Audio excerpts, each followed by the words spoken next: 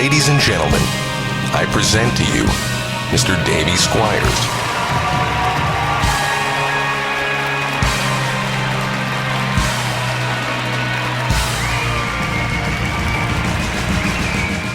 Hello and welcome to the Squires Station. I'm your host, Davey Squires, and this episode is presented by Area 67 Studios here in Akron, Ohio.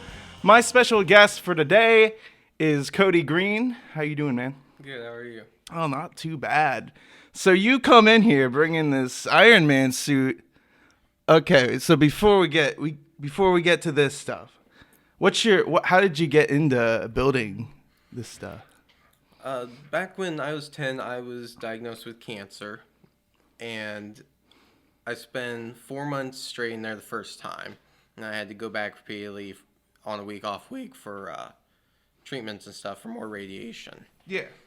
And they had a few things in there that was like little volunteer things they had the doggy brigade, and then they had like the craft carts, they had like superheroes that would visit you and stuff. Oh, yeah. And at that time, I was a real big Star Wars guy. Mm-hmm. Or kid. But I wanted to make a life-size R2-D2 to go around, join like the 501st and all that. Yeah. Well, I've got a full-size RC R2-D2 now, and it's movie spec to that R2 Builders Club and stuff. Mm-hmm. And the more and more I got with the technology and the way to make the parts and stuff, as more and more movies came out with Marvel, I was always interested in the technology, and who better than Tony Stark and Iron Man? Oh, yeah.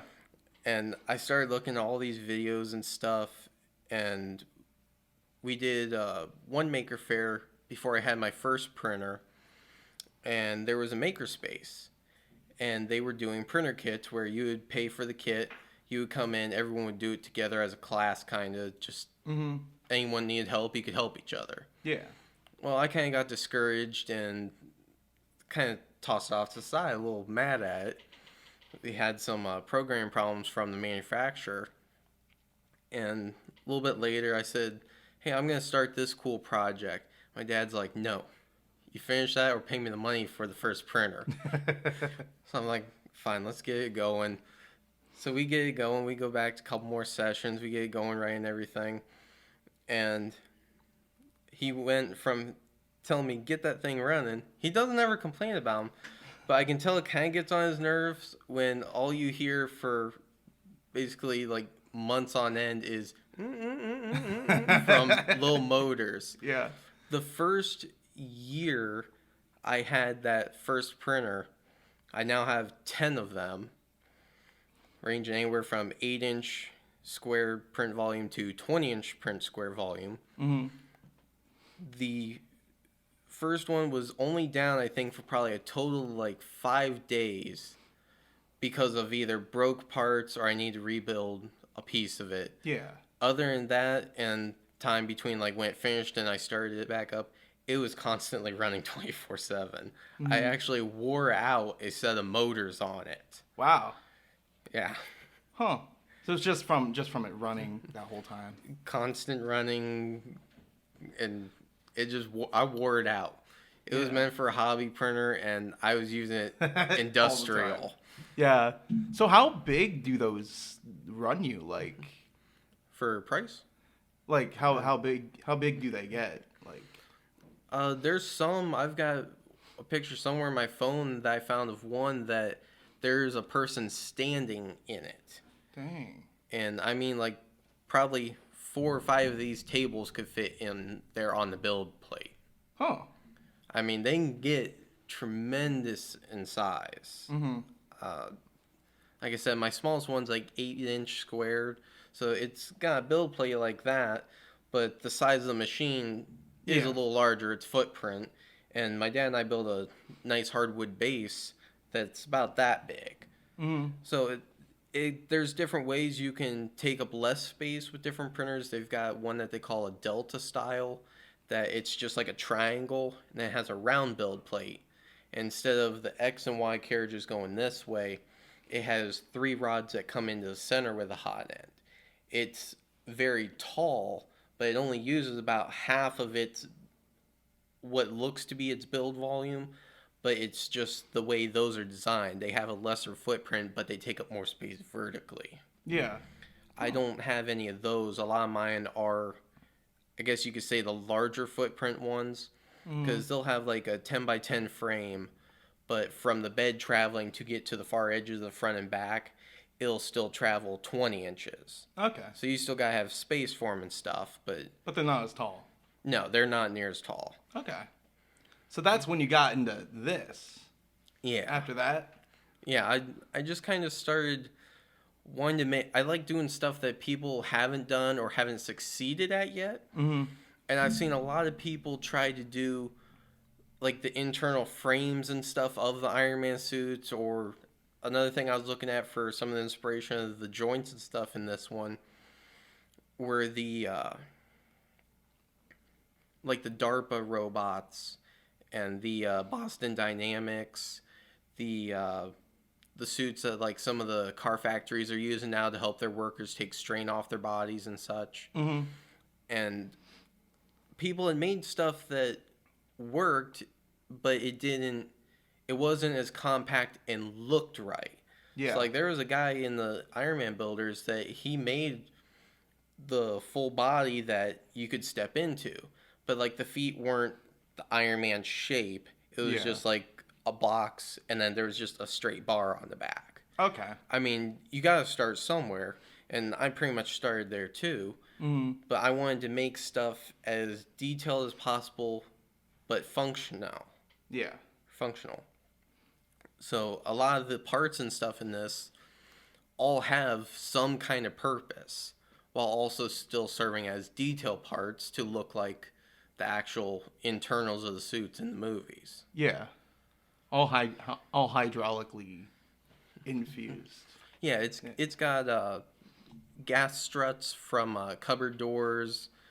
It's got hinges from a wheelchair in it for the hips and stuff. There's little tie rod ends and stuff. There's all kinds of parts in there. There's even RC springs and struts in it. So what's in the helmet here? The helmet, they're not too full of electronics yet, but you can see inside that there's I still have to do the hinge for lifting the faceplate up, but the bars on the side help guide it, and then I'm using 20 kilogram torque servos to actually lift it. So I'm actually overpowering it as far as what it can do. Yeah. But I'd rather be able to handle more than what I'm using than not have enough. Yeah. But inside there will be a VR drone racing headset. Not the full headset, but just like a screen. So it's kind of like putting a smartphone in it, basically. Yeah. And then it has a little wireless connected camera that's only about 1/2 inch square. And I've got to still kind of figure out where I want to hide it in it. I may put it in like the center of the arc reactor. Mm. But this helmet's eyes are significantly thinner than the normal Iron Man helmet. Mm-hmm. And plus to have the details like the LEDs. Yeah, is that just battery powered? Yeah. They are impossible to see out of. Mm-hmm. People can get them to where they can kind of see out of them, but It's just like too small of a crease to see out of. Yeah, there's just not a lot of visibility. So I'm putting that VR headset and the camera in it so that even when the faceplate's closed, I still have full vision. Okay. And I can actually even hook up another one to mount in the back if I want to, just so like I can see behind me and see around me if I have to move and stuff. Oh yeah, that'd be cool. Yeah. Because the seeing forward, you have to. There's not really any side view. Yeah, there's not a lot of side view. The way this suit is with the shoulders coming up, with it being the Mark 40, it's a high velocity suit nicknamed Shotgun. Mm. And it's very aerodynamic themed, and you can kind of see up on the chest there, or not chest, shoulders. Those are like little airports. Yeah. Well, normally those cut off like at the bottom of where the port starts, and that's it, and then the helmet can move. Mm-hmm. This one, there is no side-to-side movement. The helmet is fits down in between the shoulders. Okay. So a camera for visibility helps tremendously. The other thing, you kind of see a little servo in there. I designed a pocket with that mount in mind that I made specifically for the windshield. This helmet, with it being a kind of jet-themed one, has like a little windshield that comes and fits right in this little groove here and just comes down for like a pair of sunglasses, kind of. Okay. And there wasn't really any way to make it motorized, and we didn't really see the suit a whole lot in the film. Yeah. My best guess was... Yeah, I can't recollect a suit from the movie. This was the one that got its leg cut off fighting Aldrich Killian. Okay. That had the windshield. Yeah. Okay. And the only way I could figure that maybe that windshield piece slid up was on here, but looking at different reference photos, Hot Toys made a figure. And they took a lot into account as far as like the plate movements of the body and stuff, but I never saw anything about these, because the way these are designed here, it really looks like something should like ride in that little track there. So I was originally going to take this off, put with the faceplate, but on Hot Toys it was just the faceplate. Those were still over there. Yeah. So I'm trying to think, how could this possibly be functional but still kind of compact and hidden? Yeah. Because it's never connected to this in any other reference photos or videos or anything. So what I've done was I put these two small 4mm slits here in the faceplate, and they will have these two little arms that are connected to the clear windshield piece, and then this little servo here that just barely peeks out pushes it up to reveal the eyes. Okay. And then that way I can do the windshield and the faceplate, or just one or the other. Yeah. So even if this is up, it's still not going to interfere with anything back here. And it'll all just kind of match up seamlessly. Okay. So what's the first thing you started with here? How did you begin this project? I tried to figure... My biggest thing is, like, it goes back with, like, the R2. My biggest thing was, like, paint job, because I couldn't figure out which colors I wanted to do. Yeah. So this is, like, the 5th incarnation of this thing, and the 5th different suit I've tried. So I think I tried first with the Mark 42, then the Mark 7, different Mark 7, and then back to the 42 2 other times. Okay. And I was getting progress well, but still not to what I wanted, because you just keep improving as you go along. Yeah. And I finally came to this version as I kept looking at the Boston Dynamics and all the suits and stuff of other people. And I just finally landed on the Mark 40, not just because of the looks and stuff, but also because of the shape of it. The way the legs are more aligned with each other, rather than some have like the back part of the shin. It's kind of bulbous there and bulges out.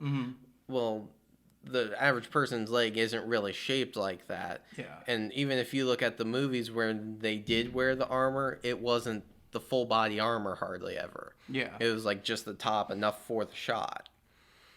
So I wanted to make one that seemed to be the most feasible as far as becoming reality. And with what I wanted to do, my goal with this is to have it 100% freestanding. So it could just stand there, not leaning against the wall, nothing. Yeah. No power to it, just standing there like a person. And I'm using a lot of those gas struts and stuff with those to control like the strength and the movements of it. And one of the things I actually have on the way is another example of cannibalizing stuff to put in it. They were knee braces. They come along the back of your leg, and then right at the pocket where your knee bends, it has these springs, kind of like a reverse clamp. Yeah. And each one can hold 80 kilograms. So I'm going to use those in the front of the knees to help hold it upright. Okay. And then there'll be a couple alignment pins in the back so that I can still bend and it keep straight with everything. But it'll be freestanding, and then the whole back of it will be closed. And my biggest thing is, like, I want to walk onto the stage at Comic-Cons and stuff, have the suit out there. Like, they turn the lights down, put it out there, and they start it. Yeah. And just leave it there for a couple seconds. So people are like, huh? Yeah. And then I walk out, and, I mean, at that point, you're going to think, okay, there's 2 people there. Yeah. The back of the suit, I'm estimating anywhere from 30 to 50 servo motors. Just these tiny little motors, same thing that's in here, just different sizes and strengths. Expanding all the back plates. So the shoulder area will lift up, the abs will lift out and down, everything will move out of the way for me to actually walk into it, kind of wiggling, get a little adjusted. And and have it just close around me, and then just walk off in it.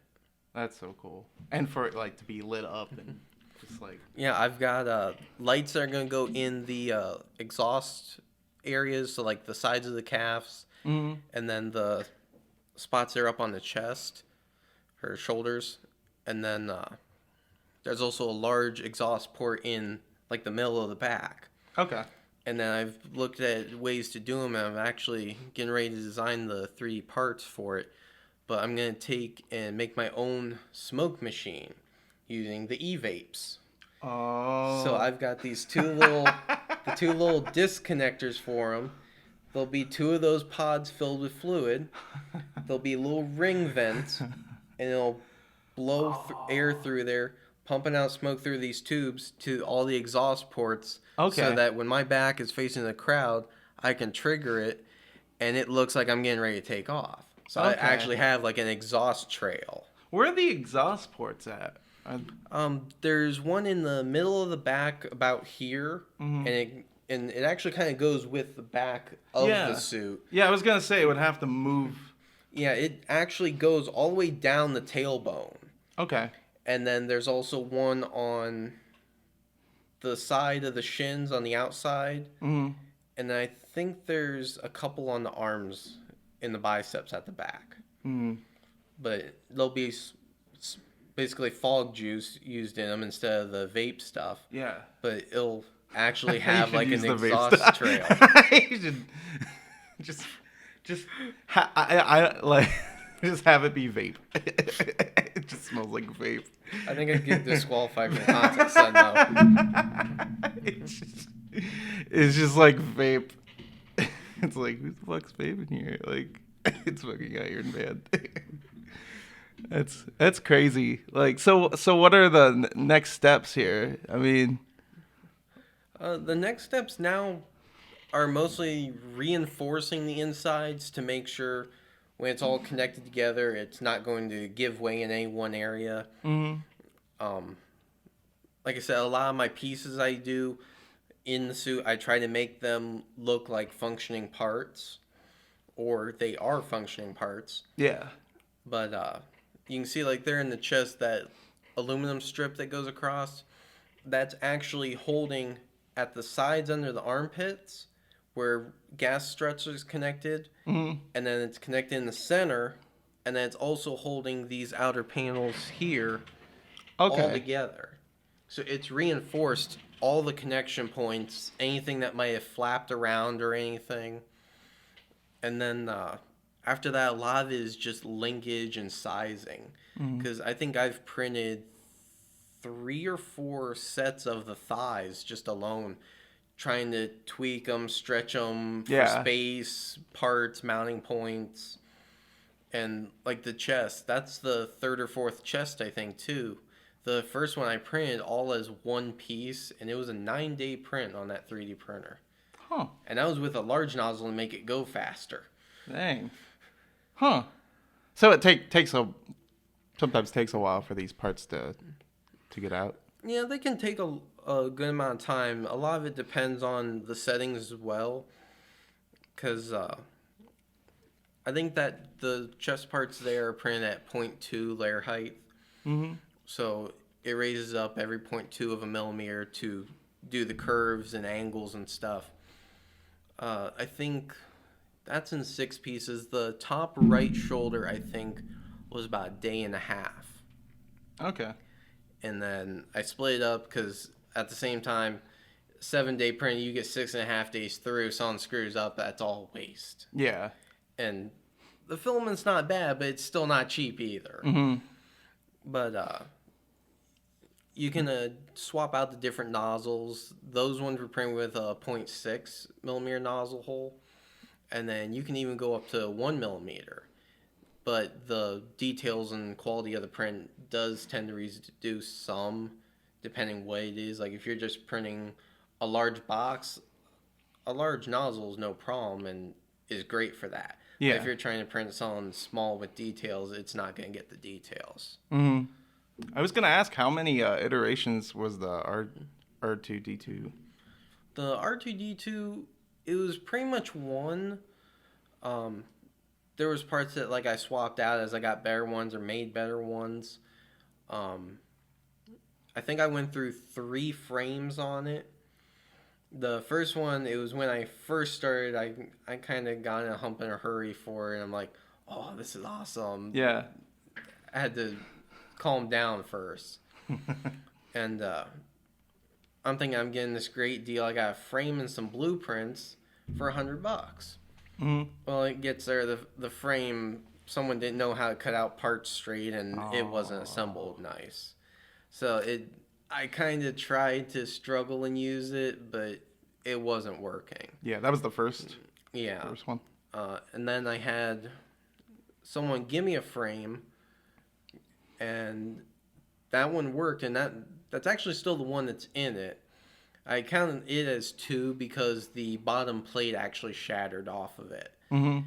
And it was just like a real dense, compact. When it broke, it was almost like a foam. It wasn't a foam, but it also didn't seem like a plastic. But my dad was a tool and die maker, so I kind of get a lot more of the mechanics and stuff. Yeah. And we pieced back together the old one and kind of made the 3rd frame, and we actually got a thick piece of Lexan and printed it. Huh. Or not printed it, but attached it and stuff then. So he's had that Lexan plate on there and had no problems at all now. Huh. So has your dad kind of influenced you when it comes to building this stuff? Definitely. I grew up with him being a tool and die maker. We've got a mill and lathe at home. I think at age 13 or 14, if not maybe give or take a year younger, I was out there working on the lathe and stuff. I would actually buy like a 2 by 12 inch piece of solid aluminum bar stock, and I would machine it down. I actually made a lightsaber. Nice.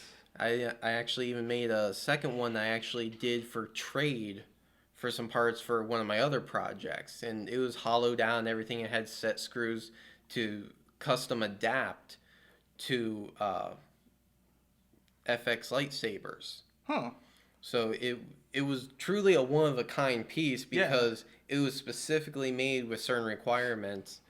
And I think when I actually made that one, I think I was like 14. And that's not like cheap material to be. I mean, like there's a lot of reproductions that are just like really cheap. Yeah, you get like you can get like the FX Hasbro toys. Yeah. They're good, but this was the FX sabers for the guys that actually fought with them. Yeah. So it's got to be strong and stuff. And I mean, I think it was like a Lexan tube going in with LEDs that literally is getting smacked together with stuff. Yeah. But it was, I think when I got that, it was like $15 for the piece, but you only get one piece. So it's like if I screw it up, I you gotta buy another one or kind of make that mistake work as a detail or something. Yeah. Try to work around it. Yeah. Use it as a weapon. Dude, what's your favorite lightsaber? Like my favorite is like Darth Maul's. His double.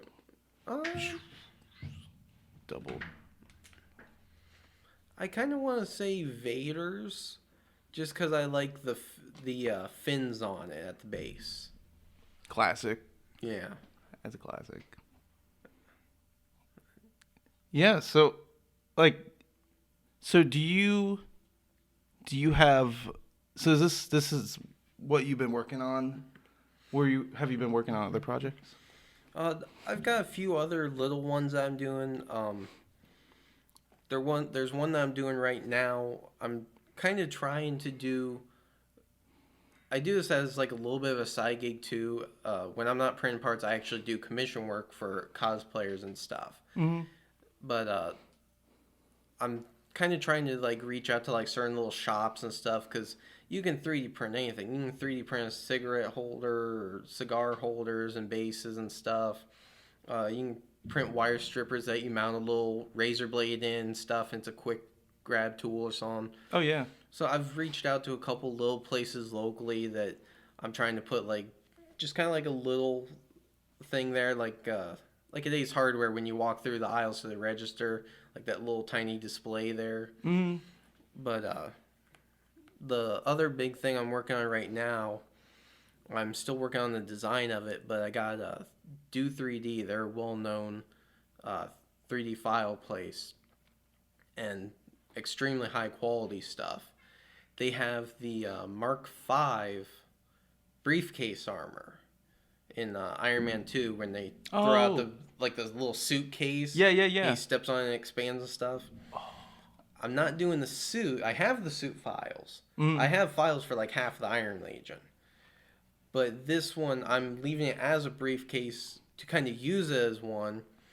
But I'm going to kind of make it to use with this when I go to do the contest. Mm-hmm. So I'm actually making it to where the one side will actually have an aluminum plate attached so that someone can actually toss it and slide it to me. Yeah. And I've got some circuit boards that can actually control servo for certain positions. Mm-hmm. So I'm making it to where someone can toss it to me across the stage.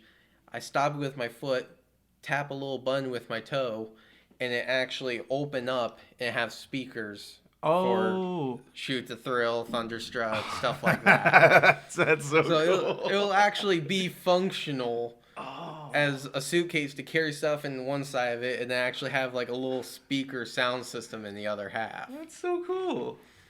Dang. So you just got the schematics for that? You haven't started that yet? Yeah, I've got the files for it. I was hollowing it out last night in the programs and stuff. Mm-hmm. And I've got to make a couple mounts for like the servos and stuff, but it'll be using those high torque servos too. But I'm excited to see people's reactions for that one. Oh yeah. Besides the suit, but that's just an added thing. It's like a little so cool. little bonus Easter egg there. Oh yeah, that's so cool. Yeah. What's your favorite Iron Man movie? You gotta ask that. I want to say the first one just because that's where it all started. But I really do like Iron Man 3 specifically for the scene where the whole Iron Legion come in and they're just flying around. Yeah. You get to see so many different varieties, and he has all the preparations for different situations and stuff. But I like that one probably most just because that's where my suit's from. Yeah. It's cool to see all the designs in that movie. Oh, yeah, you got Red Snapper, you got Sneaky, you got Striker with the big spike arms. Yeah. There's just all kinds of different suits.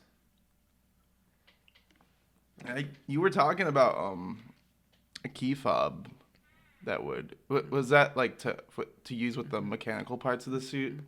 Yeah, that'll actually be what will trigger the suit when I'm walking up to it to tell all the back panels to expand. Okay. I have a company by the name of Guardian Robotics. I actually even do some 3D printing work for them. And he's actually going to help me program all those little servos. Dang. That's crazy. So those going to be at the joints? They won't be specifically at the joints, but they'll be attached to the panels that move. Okay. So if I got like the shoulder piece here, the servo will be here, and then the hinge, and then the rest of the body, and it'll push out and lift up. Okay.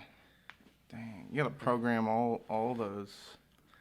A lot of movements, a lot of other parts to avoid, because like the legs, the thighs, the way the panels are for it, the panels are going to be in, when it's in place, be all closed up and everything. They're going to shift down, so they've got little arms that come down, and then they swing out, just to avoid all the other parts from like the butt area, the lower back, and all that.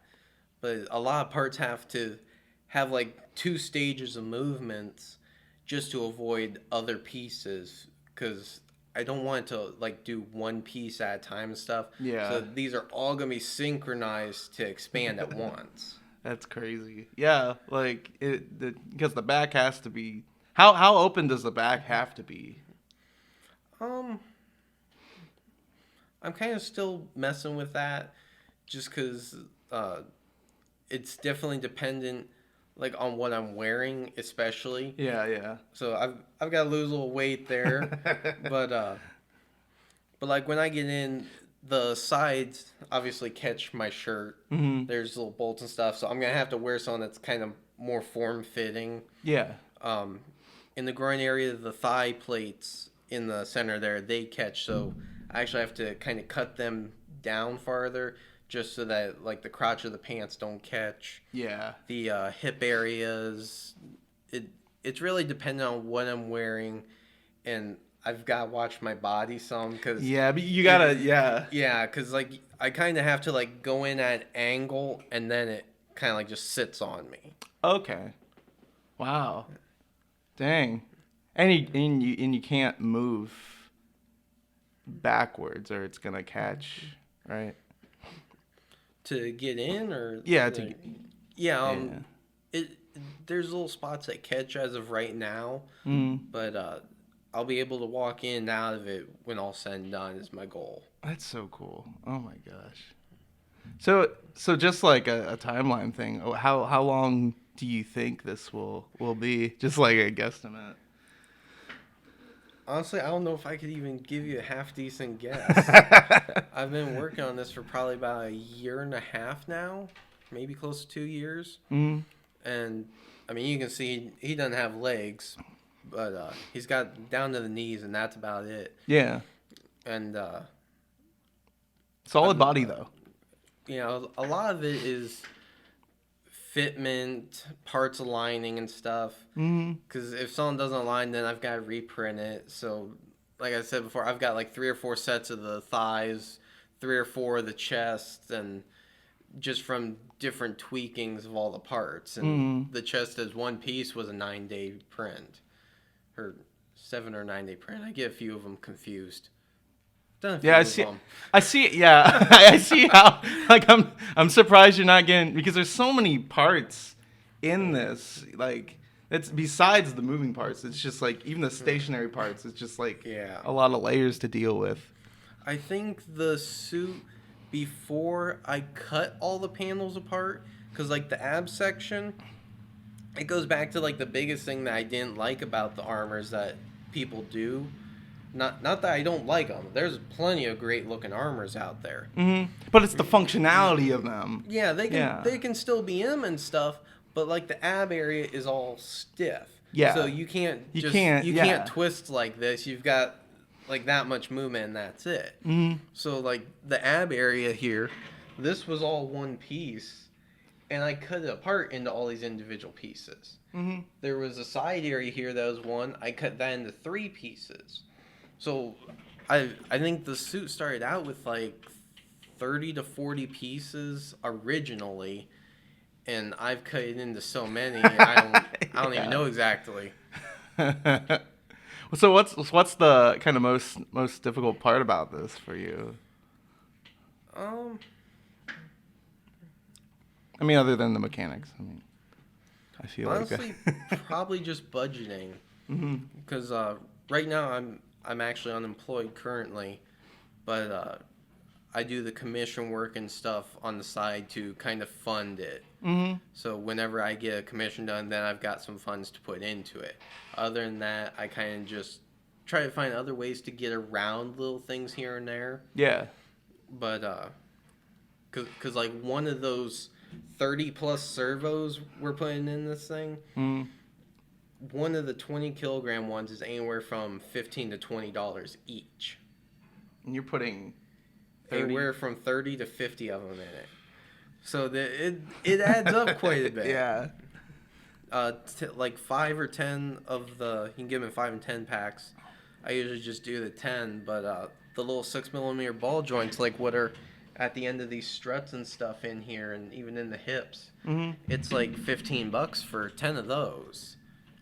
And to program them all after that, it's like... Well, no, those parts aren't programmed. Those are just spring and gas. Oh, okay. Those ones don't have any mechanics. There's no mechanical parts or no electronic parts in it yet.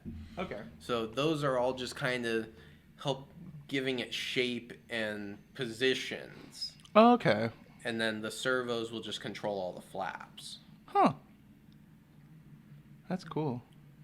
I like how the abdomen is kind of like it's looking to me less stiff. Yeah, that was my biggest thing. I think I forgot to zip tie it on. Here, let me turn around. The back of the suit.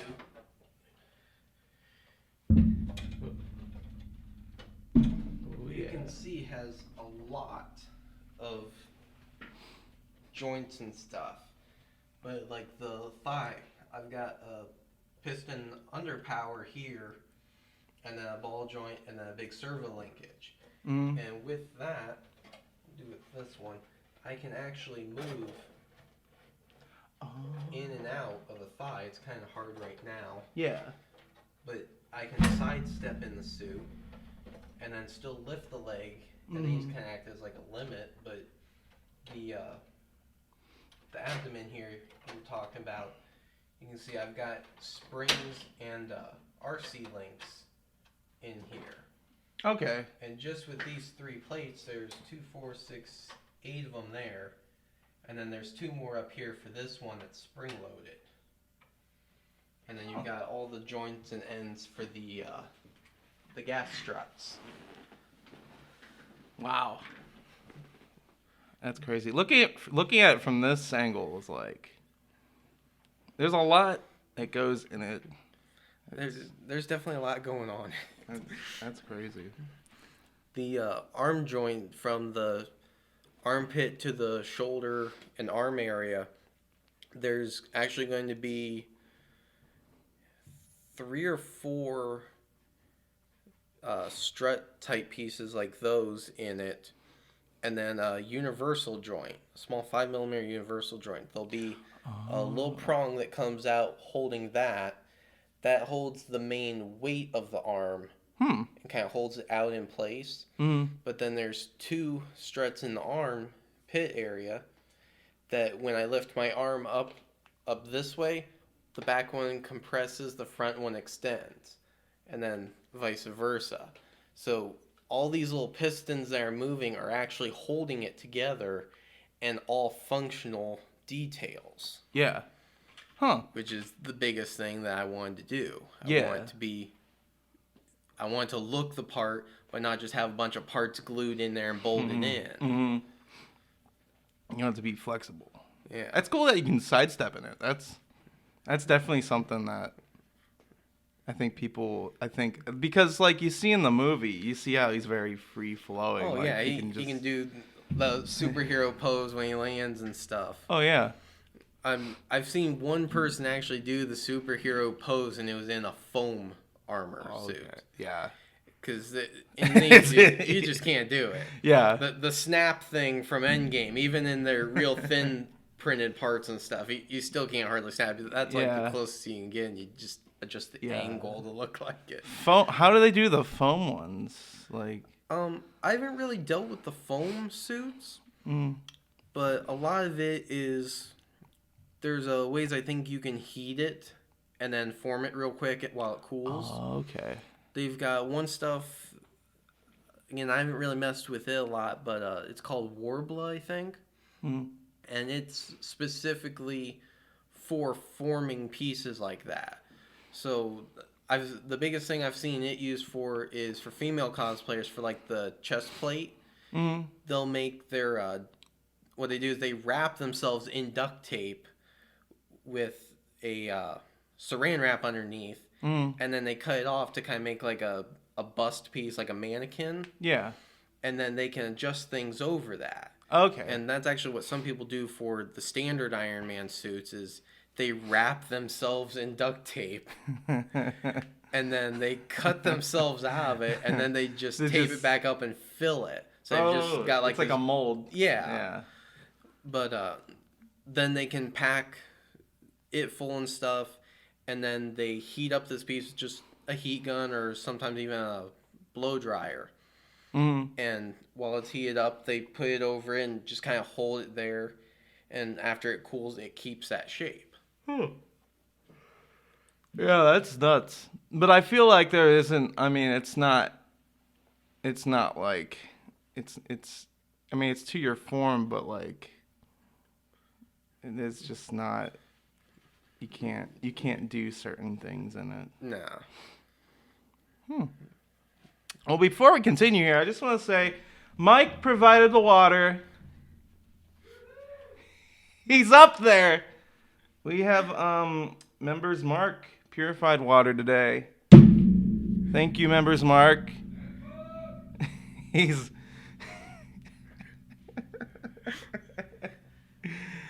Mike provided the water. I'm so proud of you, Mike. I have one more question for you here. So, what's kind of the most interesting thing you've learned from the whole process thus far? Honestly, probably not physically the suit, but the programs for the 3D printing. Mm. There's a popular program called Fusion 360, and it's very advanced. You can do all kinds of stuff in it. You can add threads in the parts. You can do chamfers, just about anything you can think of. And when I first started out on this with the previous versions of the suit, I had a stock program on Windows 10 called 3D Builders. Nice. I mean, you can do a decent bit with it. After a while, I learned like ways to kind of troubleshoot its own issues of the program. Mm-hmm. But there was some stuff that I wanted to make that it was either going to be way too hard to do in that, or it was just going to take a lot of time. It just wouldn't have come out as nice. Yeah. So I started looking into different programs. My computer's memory is literally at like 98%. Every time I turn it on, it's like, hey, load disk storage. Just from all the programs I've got on it. But that's probably the biggest thing I've learned from this is the measurements, the functionality of the parts, and then just learn the programs better to be able to actually make my own parts rather than trying to mix together a bunch of existing stuff into something that kind of works. I can make something that does work. Yeah. Because like the little servo mount here, I had to make the special little block up there on it to allow for a second arm for the mechanism to work. Mm-hmm. I could have done it in 3D Builder and stuff, but it wasn't going to look as nice. It wasn't going to have radiuses, and the suit has armor plates and stuff, and it's kind of bulky in spots, but I want it to look like it was a machined part. Mm-hmm. So on CNC and stuff, that's all going to be nice and smooth with itself and everything. And just learning the programs better has helped me be able to upgrade parts and change a lot of things and make it more functional. Oh, yeah. So you still use 3D Builder then? Yeah, I still use 3D Builder for small, quick stuff. Every now and then, my dad does ATV work on the side. Mm-hmm. And there'll be seals and stuff on the motors that normally are kind of a pain in the butt to try to get in square or something. Yeah. So he's drawn up like a little blueprint with measurements. I'll go in there and make an actual seal press tool for him. Mm-hmm. I'll print it solid, and he can smack it with a hammer and put in a little offset so it pushes in just far enough without going too much or too less. That's cool. And it's a quick reusable part. He doesn't have to go up and stand at the lathe in the middle of a piece of aluminum. Yeah. So it saves material and it's quick and easy. Yeah. I feel like 3D printers are just like convenient, but only like if they're gonna be convenient. Yeah. Only if the situation allows it to be. Yeah, they can definitely have. I would say that some of them have a mind of their own. Because there's been times, the one thing always gets me is it never fails. Whenever I try to like just help a friend real quick with a quick little part or something, I'm like, just cover the cost of the film or something. I'll go do it, and that's when the printer screws up. Yeah. It's like it never fails. The one time I need it to be reliable the most, that's when it goes out on me. That's life. Pretty much. I feel like that's all printers, no matter what the fuck they're printing. It's just like when you need to get stuff out, it's like it just don't work. Yeah. That's funny. So where can they find you at? I'm on Facebook with my group, KRG Props and Replicas. And then I also have an Instagram under the same name, KRG Props and Replicas, previously as Prop King 1000. Okay. Cool. We'll have all your links down in the description wherever you're listening to this. So, yeah. You can find me on Instagram at Davey_Squires and on Facebook, Davey Squires Music. You can also find me on the webs, dsquires.com, for all the past episodes, and all the bloopers are there as well. Thank you so much, Kody, for coming in. Thank you for having me. This is really cool. This is probably honestly the coolest thing. Like, I'm so excited to see it all, just all mechanicized. Mechanical. Trust me, I am too, and I know I have a few people looking at it too. That's dope. Yeah, to go to a con and like see it like in action. Oh yeah.